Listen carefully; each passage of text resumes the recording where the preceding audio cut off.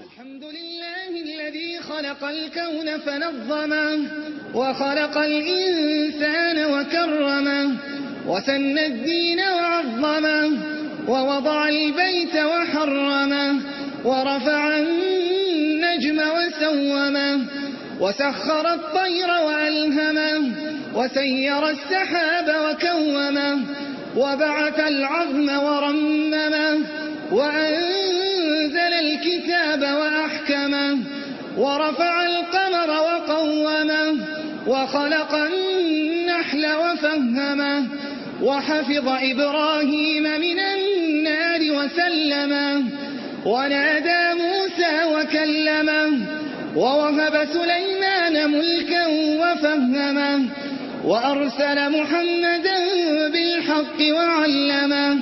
سبحانه ما أعلى مكانه وأعظمه، وما أكثر جوده وأكرمه، وأعز سلطانه وأقدمه، وما أعظم لطفه وأرحمه. سبحانه من إله حليم ما أعظمه. صدق الله العظيم الذي أمات وأحيا، وأضحك وأبكى، وأنزل الماء وأجرى، وأنه هو رب الشعرى. له الحمد في الآخرة والأولى، وله الحمد ما